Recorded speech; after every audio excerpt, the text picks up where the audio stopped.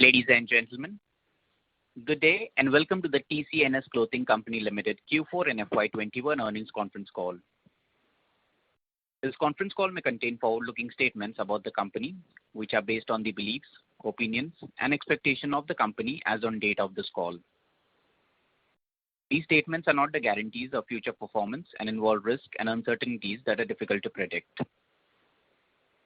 As a reminder, all participant lines will be in the listen-only mode, and there will be an opportunity for you to ask questions after the presentation concludes. Should you need assistance during the conference call, please signal an operator by pressing star, then 0 on your touchtone phone. Please note that this conference is being recorded. I now hand the conference over to Mr. Anand Daga, Managing Director at TCNS Clothing Company Limited. Thank you, and over to you, sir. Thanks so much. Good evening and welcome to our Q4 FY21 earnings conference call to discuss the operational and financial performance for the quarter and full year. I am joined by Amit, our CFO, and SGA, our investor relations advisors. First of all, I hope you and your near ones are safe and healthy. I am sure that most of us have spent considerable time in last few weeks containing the impact of pandemic at both personal and professional levels. We have witnessed very strong grit of the people to overcome this unprecedented challenge. It's good to see the number of cases declining and the vaccination drive gaining momentum. Our collective effort will surely see us emerging stronger from this crisis. While Amit can share detailed financials, let me share some key highlights of Q4 and full year, our perspective on the emerging situation, and our approach on way forward. Our offline sales started off well in Q4, even with a consciously lower discounting than the market. However, due to initiation of lockdowns and restricted operating hours in the second fortnight of March, the quarter got slightly impacted. A happy aspect of this recovery was that number of markets, especially a lot of tier 2, 3, 4 markets, recovered beyond or near pre-COVID numbers. This has strengthened our confidence in the robust nature of underlying demand. Another positive was on offline side is that we completed the rationalization of MBO channel and restarted primary sales in MBO in February with the launch of SS21 range. There is a pause on that because of the March second half disruptions, but hope to build it once things pick up. On the online side, our strategy of focusing on D2C started showing healthy results. Overall, online sales have more than doubled in Q4. D2C share of the marketplace grew 7x over last year, though on a very small base, but now is contributing almost 1/3 of all third-party marketplace sales. We have been investing in our brand.com, and the resultant business has grown to about 2.5x, contributing in double digits to total online sales. This growth of online has been built on back of world's best-in-class certified operations and fulfillment systems. As you would recall, at the beginning of the year, in light of COVID-19, we set out a 5-pronged approach for FY21. Preserving the balance sheet strength was the primary focus while retaining the ability to scale up as needed. We intended to focus on controlling costs, conserving cash, engaging our consumers, building organizational resilience, and seizing potential opportunities. Let me share a quick update on some of the key achievements in these areas.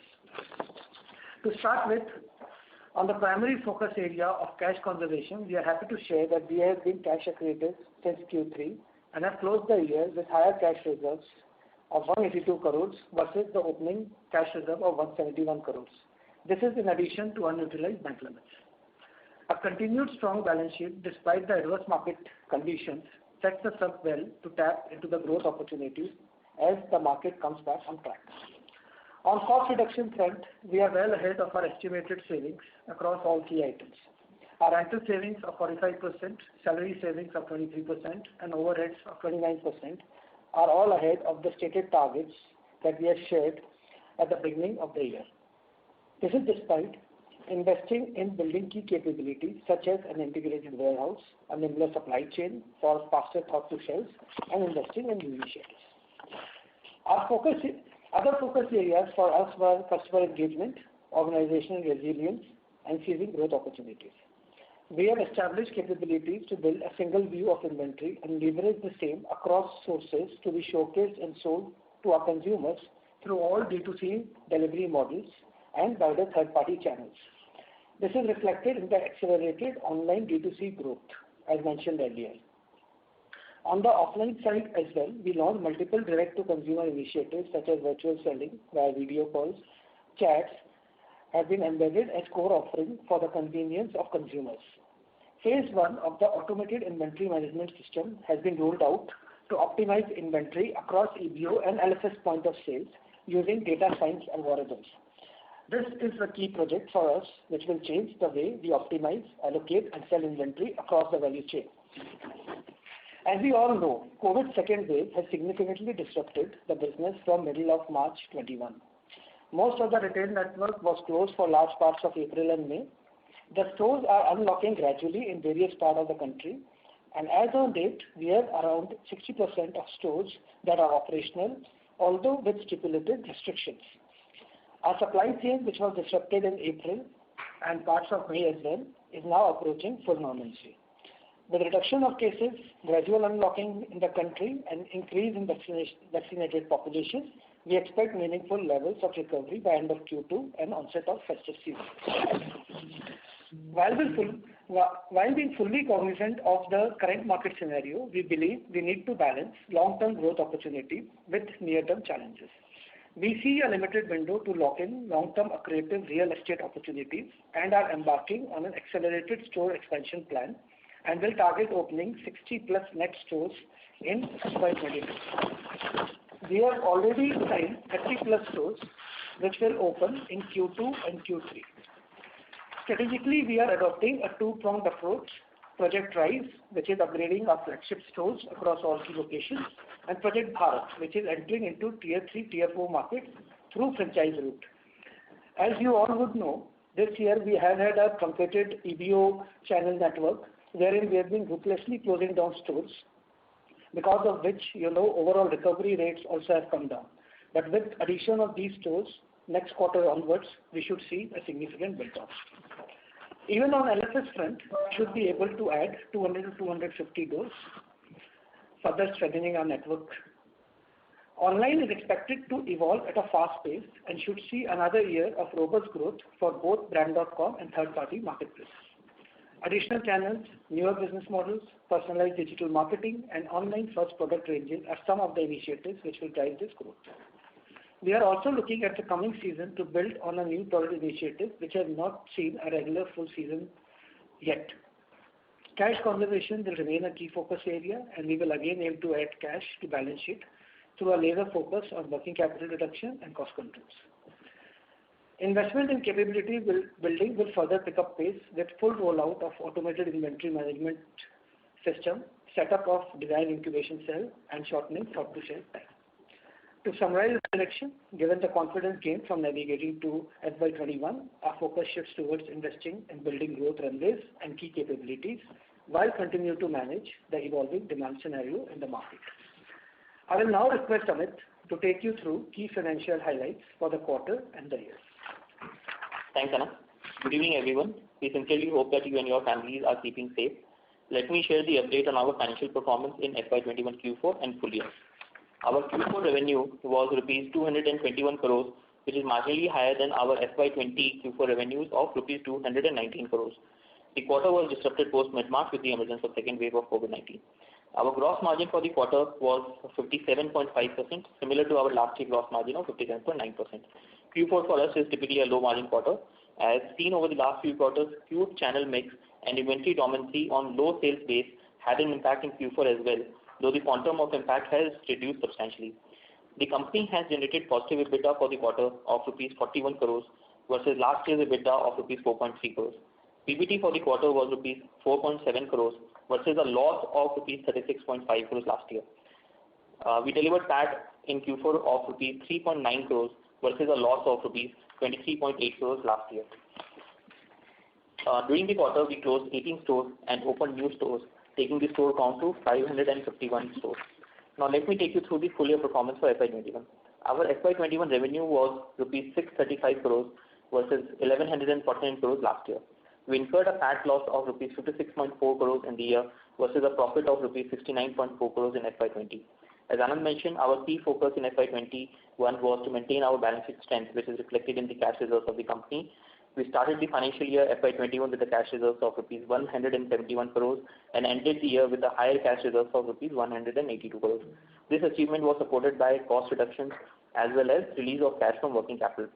During the year, the company achieved significant savings on various cost heads. Store rental is a large cost item for us, and here we achieved savings of roughly 45% in the year. Savings in employee costs and other overheads were 23% and 29% respectively. Overall savings on the total cost item was to the tune of 30% plus. Thank you. We are now open to questions. Since we are the only listed entity in our segment, we might not be able to share granular details that could be competitive information, but request your understanding of the same. Thank you very much. We will now begin the question and answer session. Anyone who wishes to ask a question may press star and 1 on their touchtone telephone. If you wish to remove yourself from the question queue, you may press star and 2. Participants are requested to use handsets while asking a question. Ladies and gentlemen, we will wait for a moment while the question queue assembles.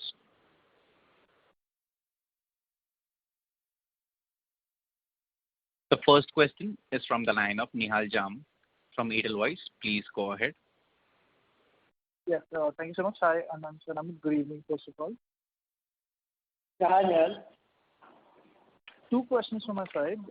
First is, if I look at your performance on the top line side, while you do allude to that the last 15 days had the impact of COVID, but even if you break it into the first 75 and the last 15 days, I was just expecting that maybe the recovery or the growth would have been better off, considering that at least the impact in the last 15 days of last year was much adverse than the last 15 days of this March. So if you could just give a little more color in terms of that bifurcation or in general in terms of how the recovery stand out, that would be helpful. And just adding to that, even if I look at it channel-wise growth, what I do notice is that the maximum impact has come on the EBO channel, and here also I think that have the closures been more than what we were initially guiding? If you could just address that, then I'll come to my next question, please. Sure, Nihal. A very fair question. So I think part of that you have, it's been as per your understanding. So if you look at EBO, our network was really truncated. We closed about 40-45 stores, and this is what I think from day one we were guiding. Unfortunately, there were a lot of rental negotiations which kept lingering on, so we never could get a perfect hold on how many stores would finally get shut. But I think that created a big impact as far as EBO overall recovery goes. In terms of like-to-like store sales recovery, we were about 90 to 93%, and not materially different from LFS also. So same store sales recovery was in track online. It was impact of truncated store network. So that's one.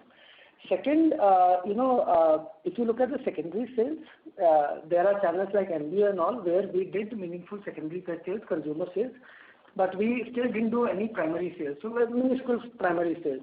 So on primary basis, the recovery looks slightly lower. But if you take actual consumer secondary recovery, that obviously was higher.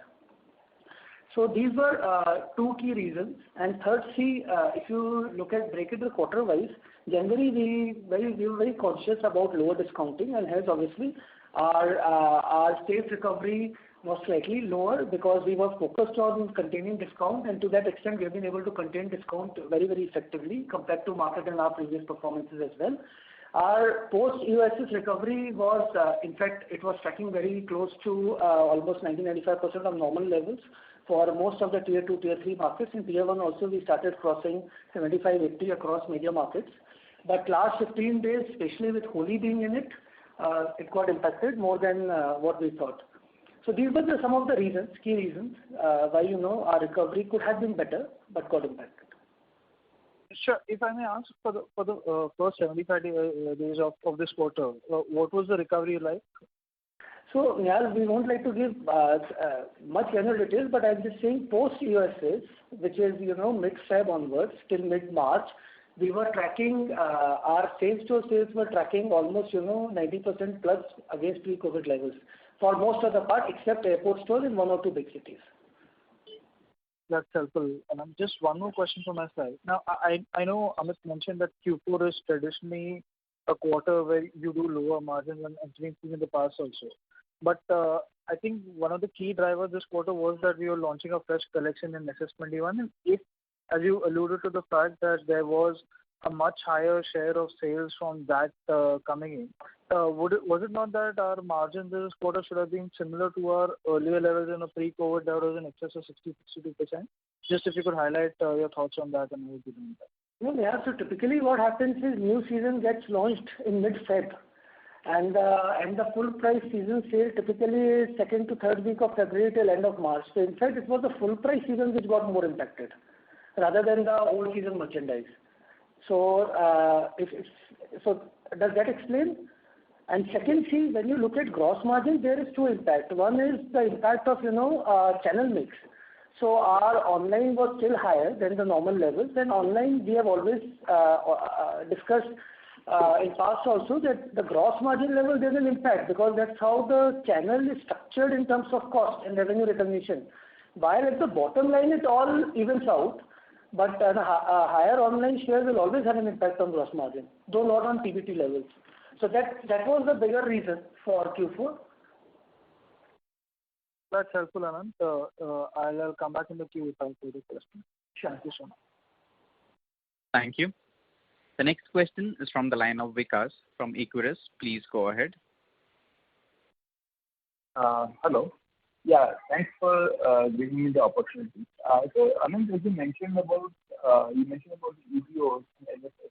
Could you highlight, throw some light or something on the MBO channel? You mentioned the primary billing has been done. Mr. Vikas, if you can just speak closer to the answer, please.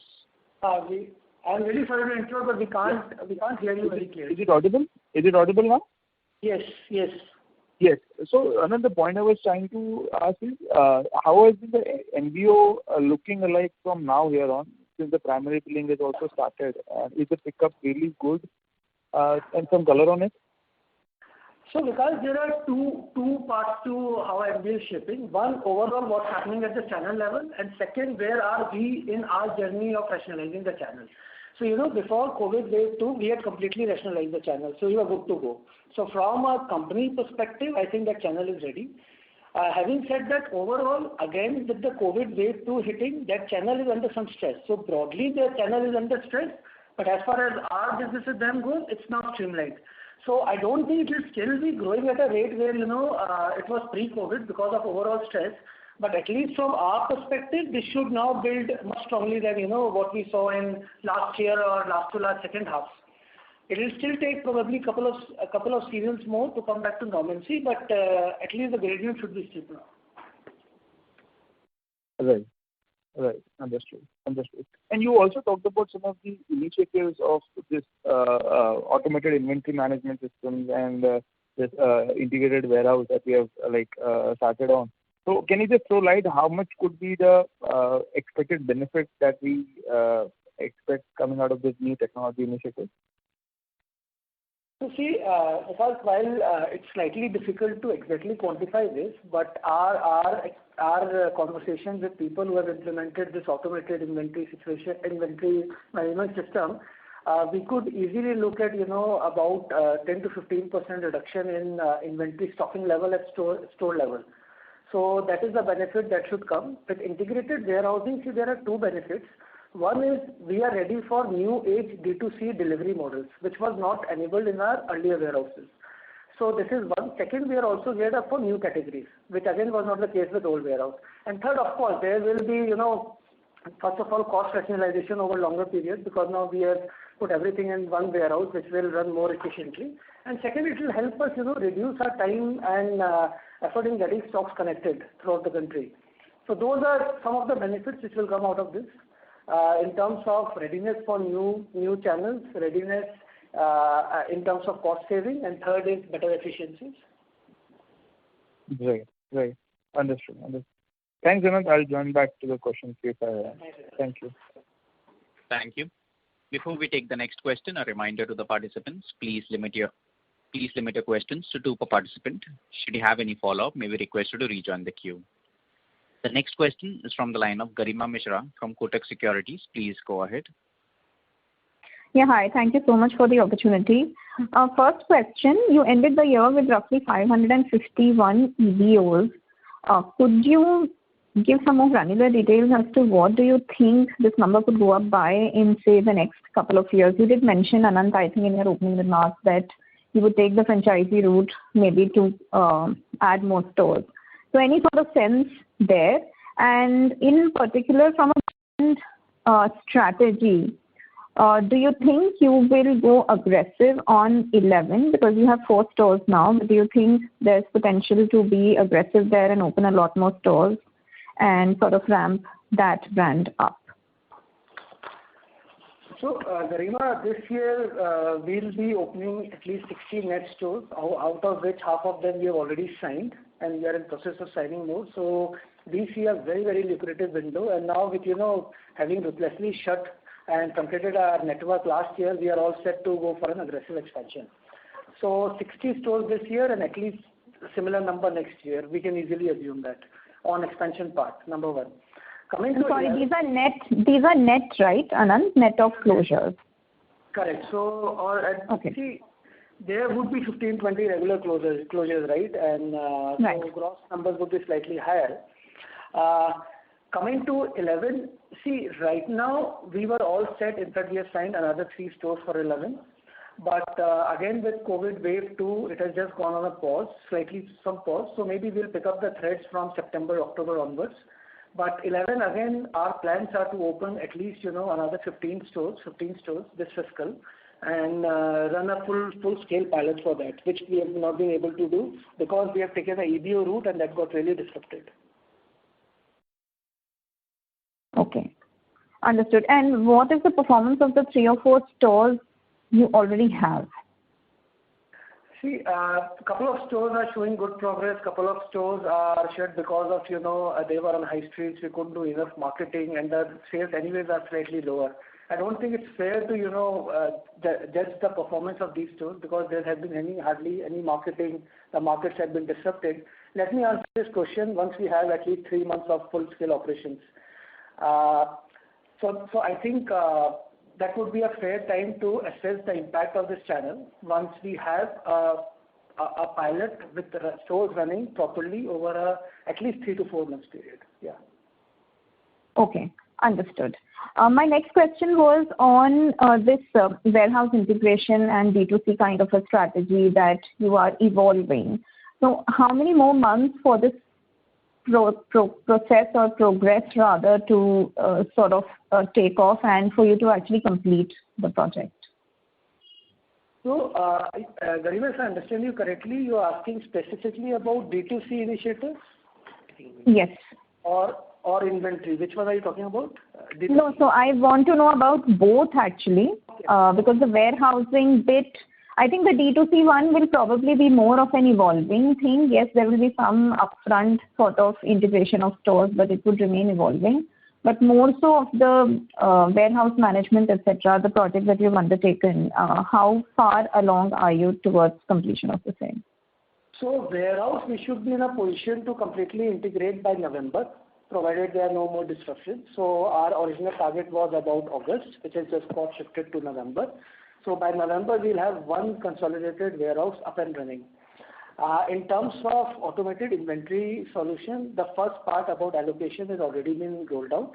The second part on planning, again, is slated to get over by December, completely by December. So spring-summer 22 season will be fully on the new system, at least for brand W. For Aurelia, it might take 1 more season. So we are going brand-wise. Okay, understood. And lastly, I had... I'm sorry to interrupt, but for any follow-up, may we request you to rejoin the queue, please. A reminder to the participants, please limit your questions to 2 per participant. The next question is from the line of Prashant Kutty from Sundaram Mutual Fund. Please go ahead.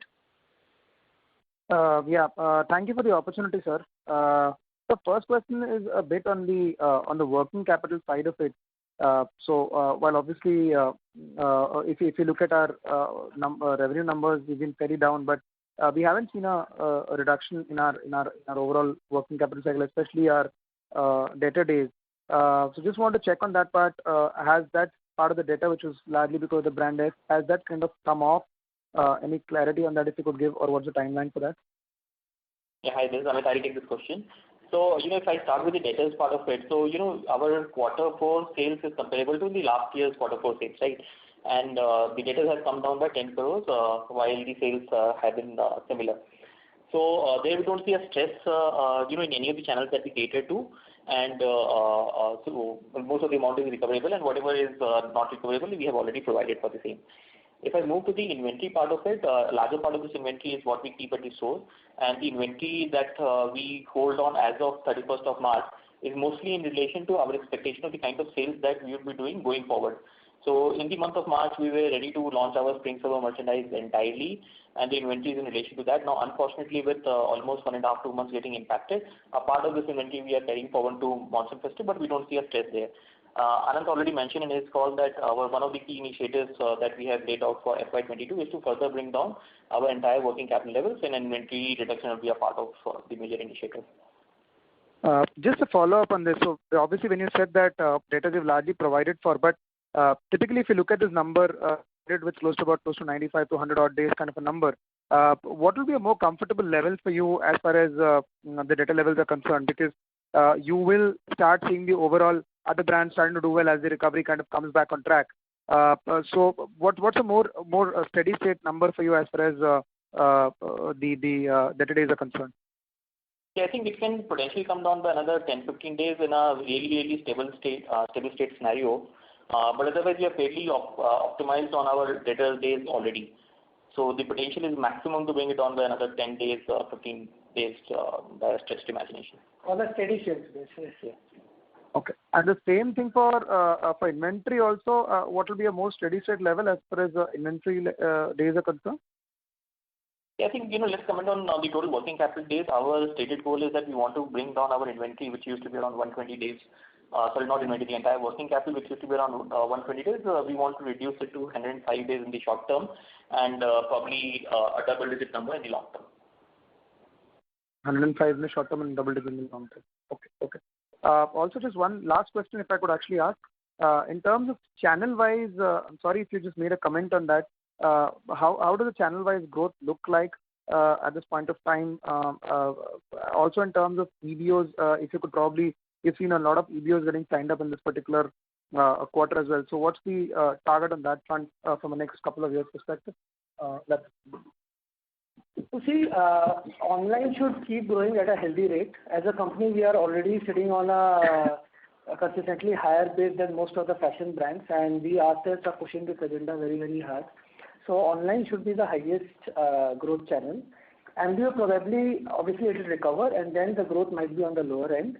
EBO and LFS should go hand in hand, with EBO being slightly ahead than LFS in the short term, because we are again building the base. So that's how we see next 2 to 3 years in terms of growth.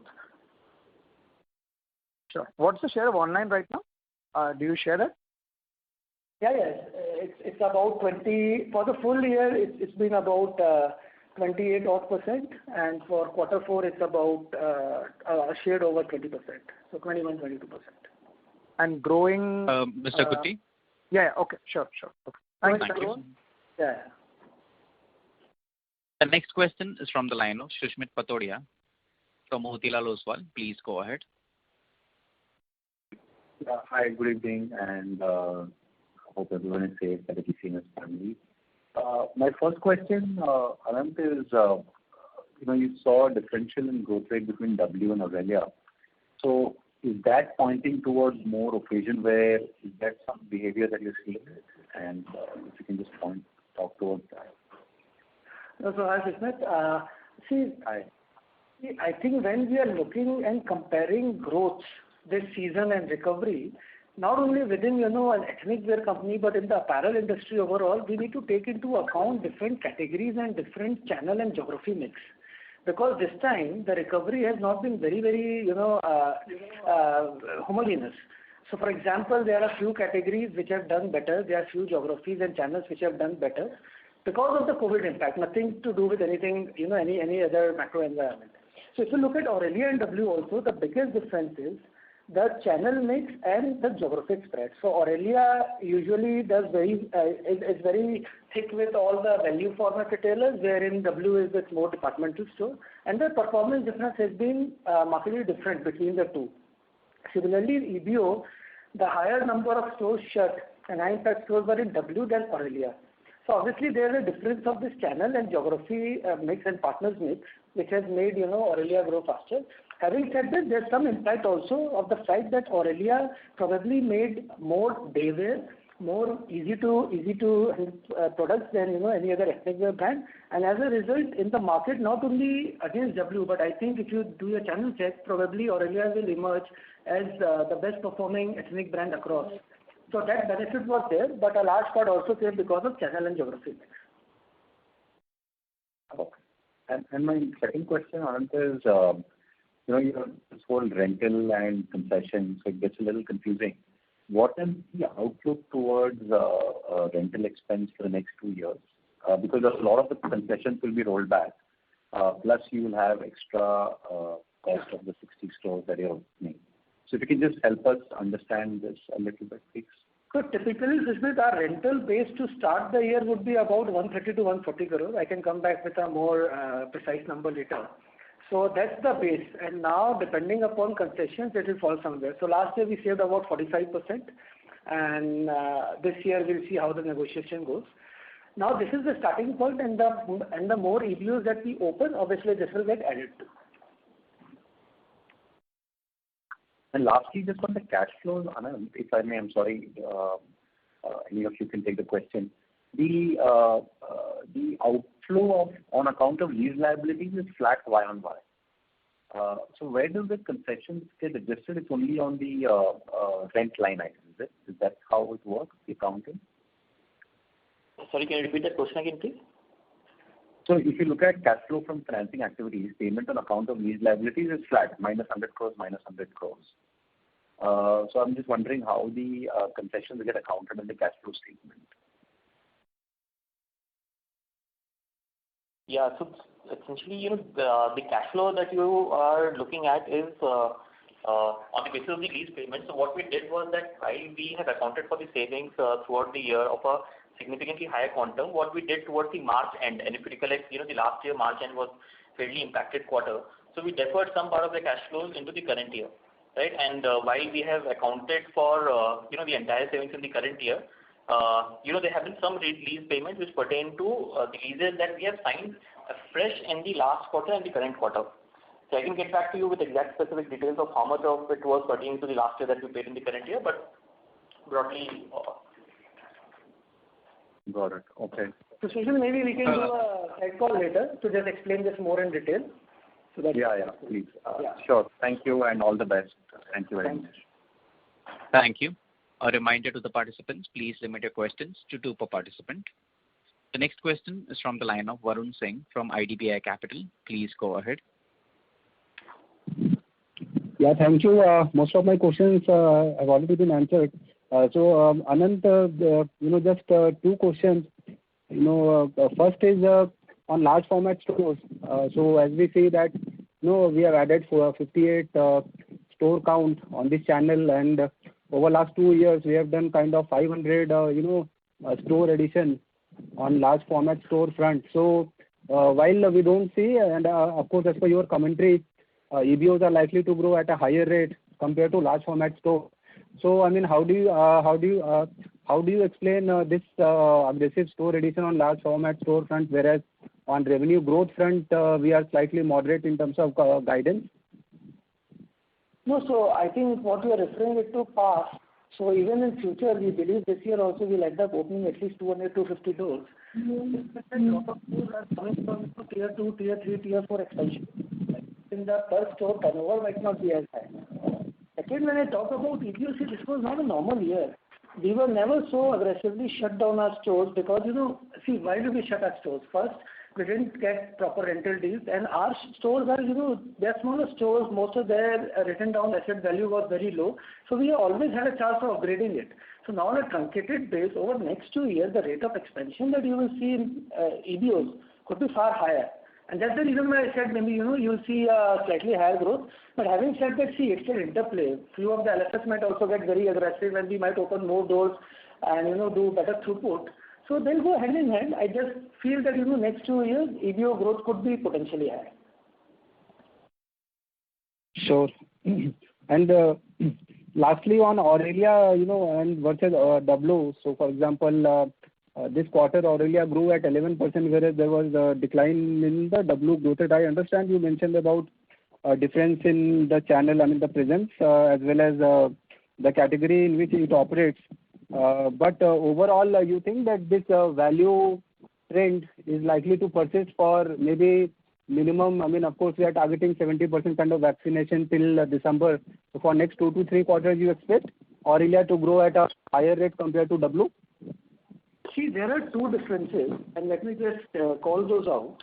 One is last time when we saw the recovery happening, there was a big lag in tier 1 versus tier 2 versus tier 3. This time, at least the first 14 days data doesn't show that big a lag. So we are very surprised with some of the cities like Pune and Mumbai and Delhi rebounding better. So one, I don't know whether that will play or not. It's not a question of value retailer versus departmental store or more premium location. It is just about where the unlocking has happened and where the consumers have come back. Last year in COVID, tier 3, tier 4 were not impacted at all. This year they are impacted. So I'm not very sure whether that trend will continue. So that's one part. It's not about just about value product versus premium product. It's also about where unlocking is happening and what channels are firing. So that's what. Second, structurally, I think Aurelia will keep growing faster than W because first, it's on a smaller base. Second, we see a huge upside for this because they've not done full-scale marketing very meaningfully over a longer period of time. So, we have some plans around Aurelia marketing and Aurelia brand building, and I hope that will give us additional fillip in times to come. So we also internally, our strategy is also to grow Aurelia based on, intensive brand building, better presence. So that's something which will happen, which should happen. Sorry, Anant, my question was primarily that, for similar kind of product, for example, if we say that Aurelia is available at a relatively lower price point compared to W as a brand. So, of course, I'm referring to this from price point perspective and not from channel wise perspective. So my question is primarily that we expect, of course, overall we see that value focused brands and products are growing at a faster rate. Therefore, do you think that your this very brand is likely to grow at a higher rate, assuming that all the channels are allowed to operate? No, so what we have seen is, our brands are not matured brands yet. So all these brands have a lot of headroom to grow. Maybe value retail will grow slightly faster than other retail, so there could be that data. But what I was trying to explain was, apart from that, the fact that, Aurelia has not been exposed to a full-scale brand building and it's still slightly more in nascent state, obviously the growth would be more. So thank you very much. That answers my question. Thank you. The next question is from the line of Pratik Chaudhary from Bowhead Investment Advisors. Please go ahead. Hello, am I audible? Yes. Yeah. So in our previous calls, we had communicated that we were carrying a lot of SS20 stock with us because of the first COVID wave, and we were supposed to dispose a bulk of that in say Jan to March 2021, which is the just gone by quarter. So, and we had also previously mentioned that around 20 to 25% of our earlier inventory that we were carrying were stocks that we were carrying from SS20. So, if you could give a number on what is the current percentage of SS20 stock that we are carrying in our current inventory.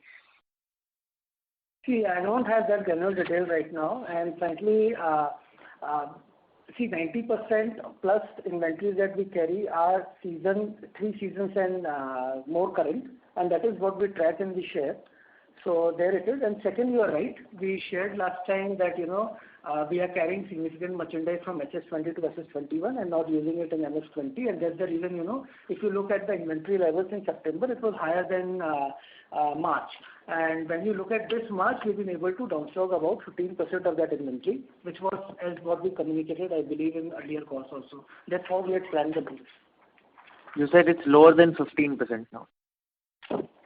Yeah, so it went up to, I believe, about 335 odd crores, and then it came down to about 280 crores. So some around that. Okay. Level, right. And this is what I think we communicated in earlier calls. So this is how we planned our season merchandise. Mm-hmm. And how much of your stock would be more than a year old now? So we typically look at 3 seasons. So beyond that would be about 10 odd % probably.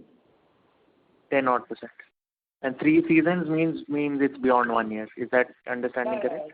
Because in apparel you have to go by season. Financial cuts don't make sense. So depending upon which month of the season you are in, it could be 12 months or 15 months. Yeah. Mm-hmm. Okay. And so could you share the dormancy provisions that we did for Q4 FY21? We don't typically share dormancy provision, but we have a standard dormancy policy which we have been using for a very long period of time.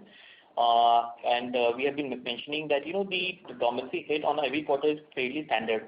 Unfortunately, what happened in the quarter 1, quarter 2 of the current year was that the sales base was low and the hits that we take on dormancy got exaggerated because of that particular fact. Right?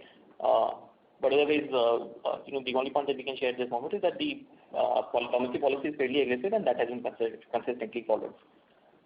Okay. So I think in Q3 FY21 it was around 4% of sales. So is it fair to assume that it was probably a similar number in Q4 FY21? See, we typically provide dormancy by looking at the aging, and like Anant was mentioning, 90% of the stock typically that we carry is less than 3 months, less than 3 seasons old.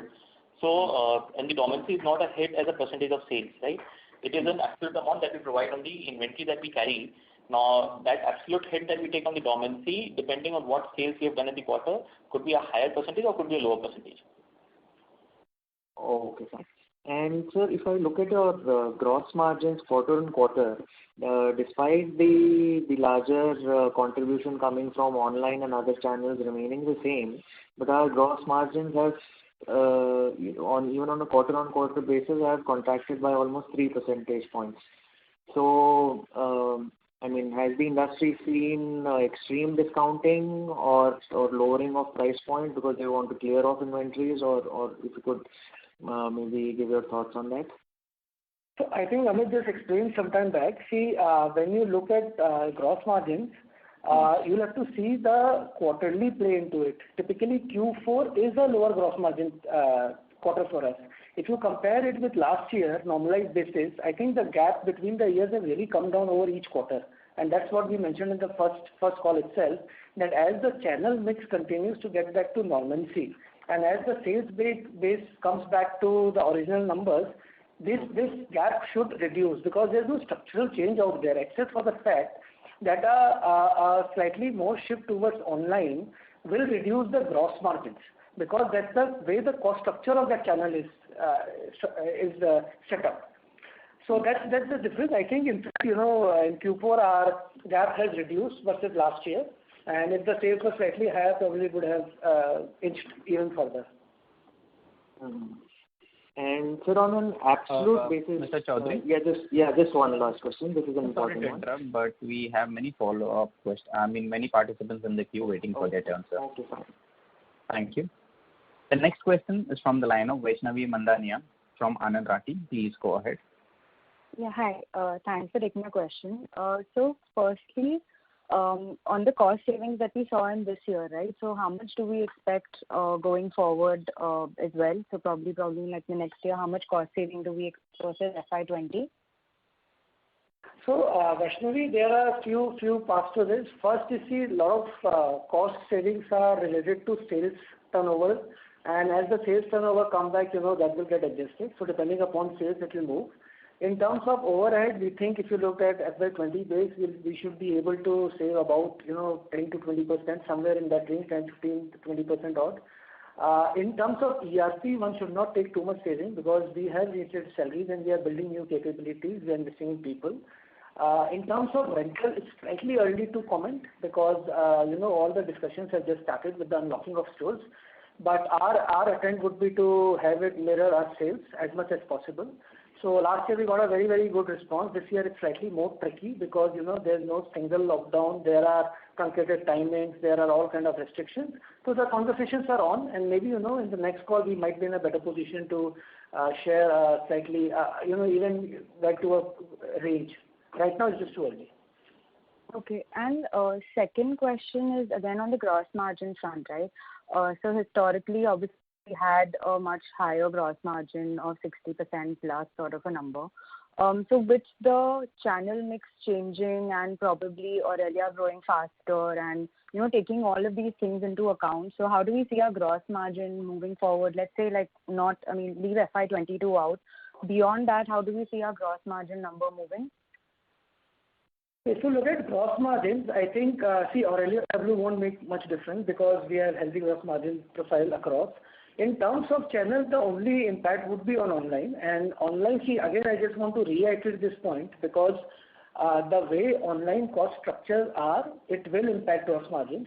Now, again, if the share becomes from 20 to 25, 30, then there would be a gradual drop. So it would be, say, about few basis points, depending upon the kind of movement to online happens. Having said that, there are no other major costs like staff, rent and all. So in terms of bottom line, online will end up making reasonable margins at any other channel. So there should not be any impact there. Now, it's very difficult to, give a range of gross margin because it will all depend upon the kind of share online will have. On any other parameter like pricing, costing, we are good on gross margin. So we don't see a challenge otherwise. Okay. All right. Okay. Thank you. Thank you. The next question is from the line of Avi Mehta from Macquarie. Please go ahead. Hi, Anand. Hope everything is good at your end.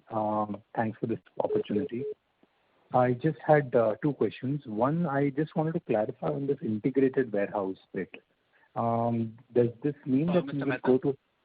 Sir, request you to please stay connected. We lost the line for the management. Requesting all the participants to please stay connected.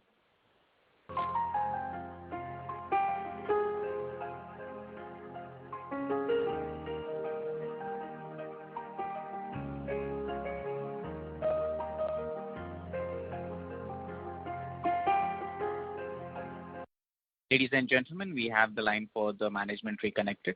Over to you. Mr. Mehta, you may proceed with your question. Hi, Anand. Hope all well at your end. I had a clarification on the warehousing bit. Now, if my understanding is correct, we are essentially looking to set up a single large integrated warehouse by November. Does this expose us to higher freight costs? And secondly, related one, does this make express production less important versus earlier since all the inventory is consolidated? No, I agree. Trust all good at your end as well. So, this warehouse doesn't do any harm to any of these projects because, we are talking about faster turnaround. And this warehouse, again, is in Pataudi. So, it's very close to, where our existing warehouses are. So, in terms of either, express production or anything, it doesn't, frankly, take away anything from these initiatives. Oh, okay. Because I was essentially coming, because you have a consolidated view of the inventory, the expectation earlier was that you need faster turns for production. That is no longer required. That doesn't happen. No. Sorry, Avi. That is on the production side. So warehouse, whether we have 3 warehouses in NCR or 1, I don't think that will impact that because these are different functions within the warehouse which are being handled. So there's no implication in terms of timelines and all. In fact, this will give us even better visibility and higher capability to cater to D2C channels, wherein we see some lag even today. Okay. The second bit was essentially related to the online bit. Now, if we are kind of moving, we are seeing increased share of online. Do you think it any way exposes brands to being perceived as more discounted brands because that's a large ethos of the online space, or and how do you seek to kind of counter that? Now see, these are early days, Avi, but one very interesting trend that we saw in the lockdown and last 1 year of COVID impacted business environment, our full price sales is also increasing, at least on our website. From being a mid-single digit number, it has already crossed a double-digit number. So that's one. Second, it's all very contextual. So we are again not heavy discounters compared to many other brands or labels. So it's still contextual, and I think over time this is a channel where consumers are coming. Consumers also differentiate between what is the fresh season, what is earlier season. So overall, I think a huge potential to grow full price business out here. Second, also to give differentiated ranges. So in fact, there are a lot of differentiated ranges also which might not essentially be sold at very high discount. So all these we are trying to build, and at the end of the day, it's a consumer's choice. Where consumer wants to shop, they will shop. And I think as a brand, we need to cater to that in the best possible manner. Anand, what I'm saying is, would you then look at percentage discount not being offered? I mean, I'm just trying to look, basically this is always an always problem, kind of managing discount levels because you highlighted gross margin are lower in online versus managing the brand that, you essentially want to do a lot more FBA and, make the brand look premium. So I just wanted to understand how do we manage that, or how do we kind of manage these two twin opposing goals to some extent? Yeah, so if you look at gross margins and if you look at profitability, obviously the discount in online is slightly higher than offline, but then there are many other costs which gets negated. So overall, EBITDA, I am agreeing with you, but I'm looking from a consumer perception because the percentage discount is. I'm just coming to that, Avi. So from a consumer perspective, see, this is a channel where best of the brands also are sold on discount, but they're discounting old season merchandise. So we are no way discounting our fresh merchandise. We are creating some online first ranges which will be sold at lower discounting than the market discounting. So idea is to create more relevant products there, wherein discounting can also be controlled. At the same time, that's a different kind of consumer who we are reaching to. So I think in context to the broader market, given the fact that we are among the highest full price sale and lower discounting brands in the online space, I think we have a similar standing there as we would have in offline, most of the other brands. Perfect, Anand. This helps clarify everything. Thanks a lot. I have some few questions, but I'll come back later in the queue. Thank you very much. Thank you. The next question is from the line of Bharat Choda from ICICI Securities. Please go ahead. Hello, sir. Thanks for the opportunity. I had two questions, sir. One was regarding your capex. What is our planned capex for FY22 and FY23, and what would be our capex on the warehouse front? This is my first question. Typically, for FY22, let me comment first. So there are three larger initiatives where we are going to invest in FY22. One is, as Anand mentioned, we intend to open a net of 60 stores. A part of it will be franchisee-led expansion, so there we don't incur any capex. But for the balance, we will typically incur a capex of 25 to 30 lakh rupees per store. I think that amount itself will be about 15 or CR. The second is the initiative around the warehouse, where in total, the total capex that will go into the new warehouse that we're talking about, it will be in the range of 8 to 10 CR. And third is this, software, the inventory management software, which will take another 5 CR of capex. So that's broadly what we are going to invest in FY22. FY23, I think, could be a similar kind of a number on the store front. And we typically keep on investing into other initiatives on the IT front as well. So you may assume a similar number for FY23 as well. About 25 odd crores, 25, 30 odd crores each year. Okay. And sir, looking at this post-rationalization of the EBO and MBO, can we target a margin of around 15% if you look at pre-Ind-AS margins? Well, can you come again, please? The post-rationalization of EBO and MBO, can we target a 15% plus margin on pre-Ind-AS basis? You are talking about 15% margin. See, it's very early to comment. See, we have been maintaining that, structurally there is no change in the business. From a product costing to a channel margin perspective, nothing has changed, right? So once we are back to our pre-COVID sales, typically we should be able to maintain a similar kind of a contribution. Obviously, some costs have gone up over the last 2-3 years. So proportionate growth will be needed for us to deliver net margins that we used to deliver in the FY19 and earlier. Okay, so thanks a lot for answering the questions. Thank you. Thank you. The next question is from the line of Devanshu Bansal from Emkay Global Financial Services. Please go ahead. Yeah. Hi, Anand. Thanks for the opportunity. So our online inventory share at platforms like Myntra is relatively higher compared to peers. So is this a result of our investments in this channel and better fulfillment capabilities, or we should not read much into it? Sorry, could you please come again? You mentioned something with Myntra, right? Sorry, there's some disturbance in the line this side.